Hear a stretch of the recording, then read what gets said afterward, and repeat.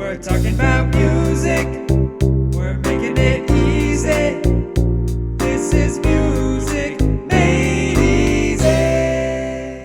Hello, my name is Ryan Kazda. And my name is Atharva Iyer. And this is Music Made Easy. What are we discussing today? So today we're going to be talking about major arpeggios with chords in the triads as well. All right, cool. So all of these terms that we just threw at you are kind of expanding on the idea of the scales that we talked about Monday. So let's start with what a triad is. So if you remember on Monday, we talked about scales, as Ryan mentioned, and we talked about how a scale is a series of notes in a certain pattern, a certain order, that we had rules set upon based on the key signature, etc., and we built them. And a triad is just from that scale. However, it's three specific notes from that scale, I should say, which we'll get into what those specific notes are. Yeah, exactly. So it's important when we talk about scales and triads and chords and everything that we kind of do this number system. So we can number each note in a given scale. So if you look on the screen, we have that C major scale we started with last time. So we have those 8 notes. We can actually put a number with each of those notes. For example, C would be 1, D would be 2, E would be 3, F would be 4, G would be 5, A would be 6, and B would be 7, and then you arrive back at C. So with a triad with chords, it's important with 3 of those scale degrees. What ones are those? The 3 most important scale degrees are 1, 3, and 5. So with that being the case, now we can take a look on the screen. We have the scale degrees, the numbers and everything. So what's the first scale degree? It's C, because there's the number 1 under it. E is the third scale degree with the number 3 under it, and G is the scale degree number 5 with the number 5 under it. So those are the 1, 3, and 5. For instance, I'll play it right here, and this is what a major triad sounds like. So you notice how we took C, E, and G, and we play them together. So the idea of a triad is to play them together. Yeah, exactly. So all of those notes are happening at the same time. So let's take a look at another example. Let's do a D major triad. So with our D major scale, our D major key signature, we have 2 sharps. And if you remember the order of sharps, that will be F sharp and C sharp in that order. So it's important, since we only need the 1, 3, and 5 scale degrees, we don't really need to look at the top 3. We can just kind of focus on the first 5 scale degrees, and that will help us out with our triad. So if we look, we have D, E, F sharp, right? G, and then A.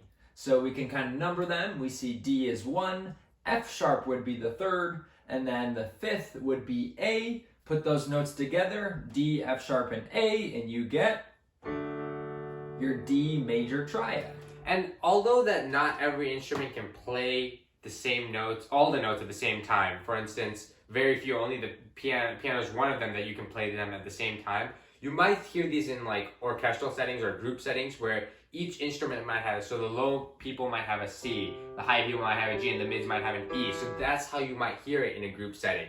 And then going from this is also a chord. So here at Music Made Easy, we have a saying. So every single triad is a chord, but not every chord is a triad. And we'll get into what chords are much later on in the series, but for now, understand that the triad is also a chord in this case. Yes, exactly. So when we were actually constructing those scales, sometimes we would play this, where we played each note individually. We'd play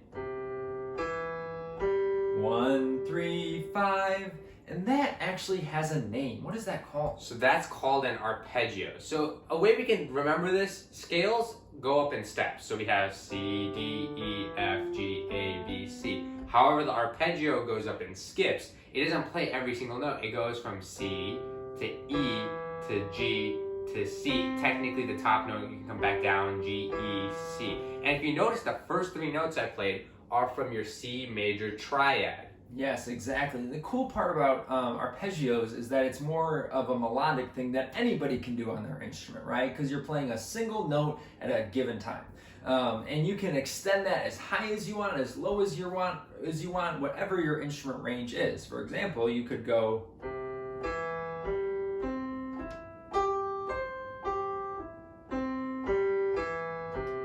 So that's kind of an extended triad. You heard it kind of ascending, you heard it descending. It's all still one arpeggio. However, it's always only using those three notes. So C, E, and G. So the 1, the 3, and the 5. There is no 7, 6, 2, 4. Those aren't included in the arpeggio or the triad. Another example we can do is with the F major one.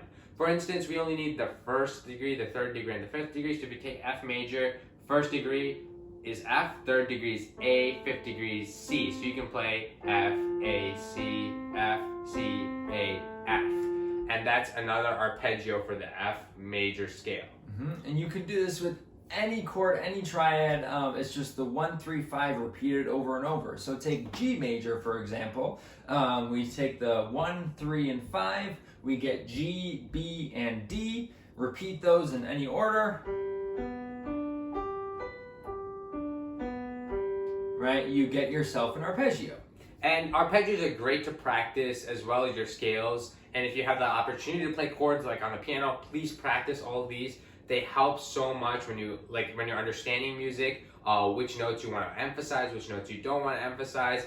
And it also just builds strength in your muscles and technique to move your wrists in piano. And I'm sure it helps with trumpet as well, right, Ryan? Yes, of course. You know, the kind of ideas we're talking about are kind of central to all music, you know, all kind of instruments you play. It doesn't matter if you're not a piano player, these stuff are really still important. So we just want to give you a quick recap. So a triad is 3 notes that forms a chord. Remember, a triad is always a chord, but a chord is not always a triad.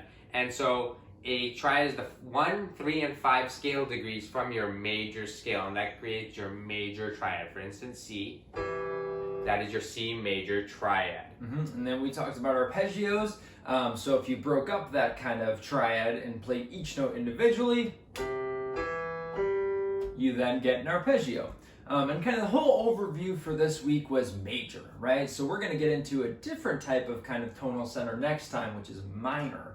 But we hope you kind of understood the major kind of realm of music, and we thank you for watching. If you guys have any questions, please leave them down in the comment section below. Always, guys, please like and subscribe. Thank you guys so much. Awesome, thanks. Bye, guys.